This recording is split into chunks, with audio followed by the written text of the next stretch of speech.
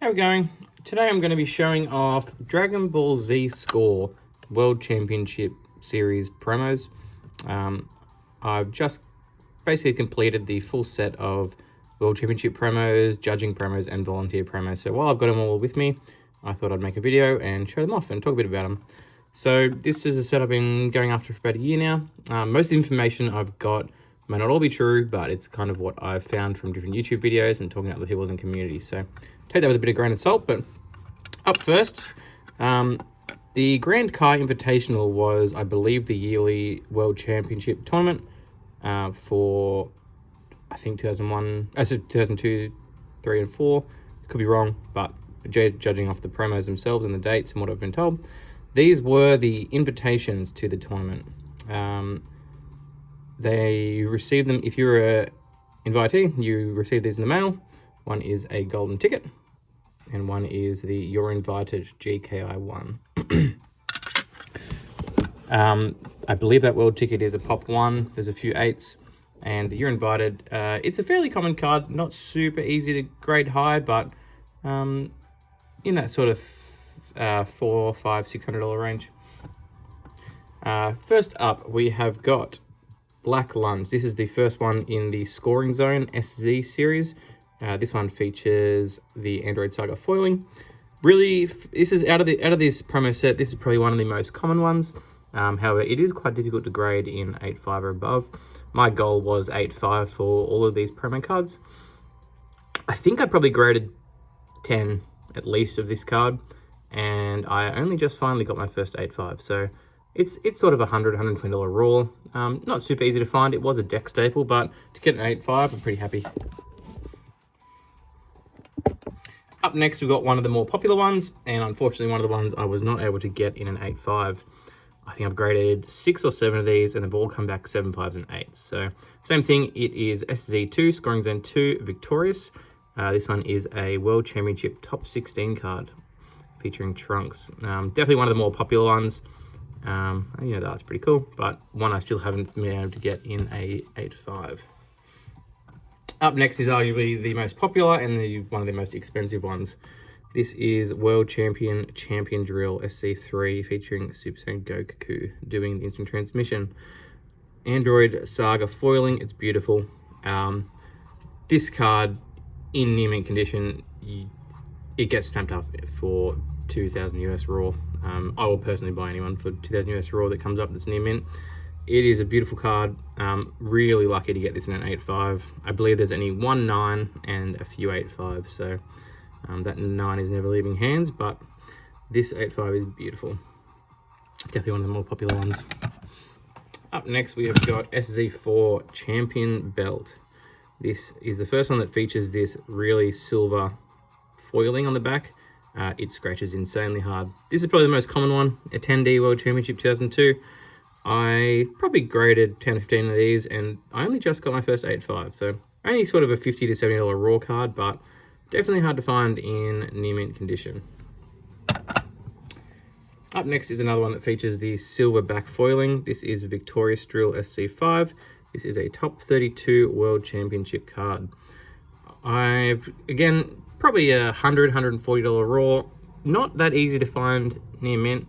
I've probably graded up to 15 of these now, and I've only got a couple 8.5s and I haven't hit a 9. Majority of them came back sort of in that 6.5 to 8 range, so tough card to find in 8.5, but I really do like that it is a top 32 placement card. Up next again is one of the more popular ones, and a really tough one to grade. This has got that silver foiling on the whole back, so it scratches super easy. I am lucky enough to have this in a BGS 9, and I've also graded 2 PSA 9s, and it's only a pop 3 in PSA. Most score is graded with BGS. I really prefer to try and hit the PSA 9. I think the quality control with PSA, for the most part, is a bit better. But this is a really popular one. This is World Champion 2002, SC6. I don't think this was actually given to the championship that year, the champion, but regardless, I do like that the stamp says that. And coming up to the end of this Scoring Zone set, we have Let the Games Begin SZ7 featuring Cell. This is the new style of card. That there's 2 more after this that have sort of a similar style. This was kind of the, I guess the signifying of the beginning of the tournament. Nice foiling. Actually, one you see really infrequent. I've only come across 2 copies that I believe would be 8.5. I do know there's a few people out there with some 8.5s, but really tough one to find. Really beautiful card. I've only had one personally myself, so one I'm trying to get another one of. Now, after that one, we are missing SZ8, the World Champion Punch. It features Hercule. It is, I believe, either a print run of 32 or 64. It was heavily shredded on the, upon release. I think it is. I've only seen 2 copies. One recently sold on Heritage for 3,150 USD for a BGS 8. So I think the market price is around that 3,000 to 4,000. And then SC9 is Ultimate Champion. The first ever recorded sale just went on Heritage, and it sold for 18,500 US dollars. So it is, I believe it's only 3 or 6 printed of that card. The sheet also sold that it had it on it for 12,000 US dollars. So really tough card to get. Don't think I'll ever have one, but I am trying to get the SC8 currently. Now we move into our judge cards. This is Fatherly Advice J1. Really nice card. Dragon Ball Z Judge, We Are the Law.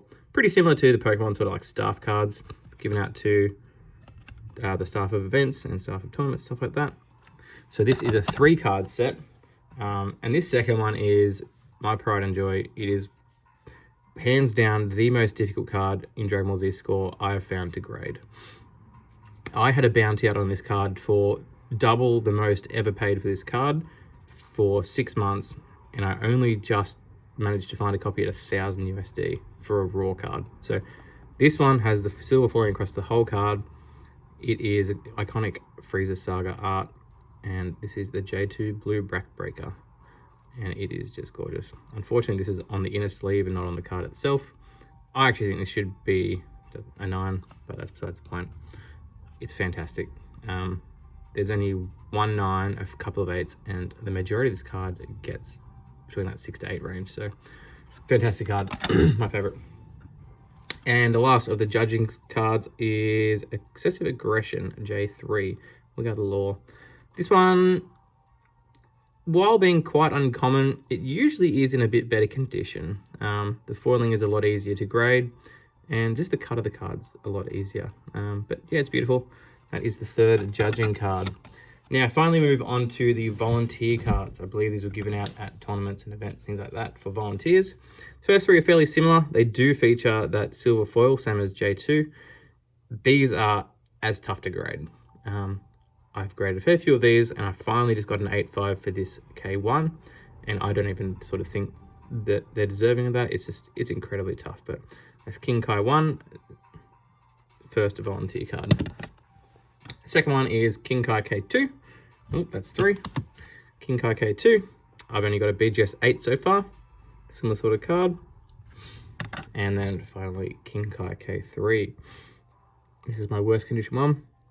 Still trying to upgrade both of these to a BGS 8.5, but it's quite difficult because these go from $300 to $400 each raw, and they're all just scratched. Now to finish off out these volunteer sets, we've got Gohan's Power Hit. Again, really difficult one to grade. However, you do find this one around more commonly. I've graded probably 10 of these, and I only just hit my first 8.5. So you can see this foiling is just insanely easy to scratch. So I'm really happy to get that one in 8.5 finally. And then last, funnily enough, this one is the only one of these set to not feature the silver foiling as prominently. And this is one of the cards where the 9 pop is actually significantly higher than the 8.5 pop. There is 2 8.5s, and I believe there's 7 or 8 9s. Now, I know 6 of those 9s were graded by the one person many, many years ago, and he still has all those copies. So really cool card, really popular, iconic art. Like, people love these cards. Now, something I wasn't really intending on collecting, but it's just kind of came across, is a similar cards for Dragon Ball GT. We've got Broly's Legendary Key Explosion in a 9, J1, Spring 2004 Judge card. I like that it's a bit more specific with it. Now, there is I'm not sure if the information's right. There is either no J2 or there's like single digit copies, because I know it's quite expensive if there is one. I'm actually not sure if there is. Could have been a rumor. But regardless, here's J3, Judging the Landscape.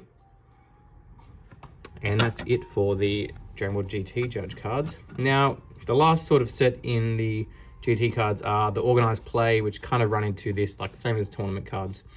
I've only got a handful of them. I believe there's like, this is OP28. I believe from OP28 up to OP35 or 36 is the start of the stamped tournament cards. This is a participation 2004. Really difficult to grade, really uncommon card to come across. Jump up to OP32. This is the last of the participation cards, I believe. And then you move into the top 32, top 16. Those cards are incredibly rare. I believe a top 32 farewell drill, BGS 85 just sold for, it was 3,000 or 4,000 USD. And then as you go up the ranks there, they get really expensive. GT was fairly uncommon back in the day to play and participate in, so these cards are very limited. I don't have many to show off, and this probably should have been first, but similar to the GKI 1, the Grand Kai Invitational 1, this is GKI 2, sort of the invitation card, I guess, for the tournament, which I've got in a 9. And yeah, that's basically it for these sets of cards. Beautiful cards to have. Really happy to have basically finished the set now outside of Victorious SC2, which I've still got an 8, and King Kai K2 and 3, which I still have an 8 that I'm trying to upgrade. But I do have a fair few. I'm basically hoarding all the copies of these I can find. I think they're really cool. And if you're comparing these sorts of things to how much these cards costs and the status of these cards in Pokemon, you're talking 5-6 figures, where a lot of these are still in the 3 figures. Some of them in the 4 figures, and obviously just that one now that has reached the 5-figure mark. I think they're personally undervalued. I think they're really difficult to come across in high grade, and I'm just going to keep collecting them because I enjoy it. Thanks, guys.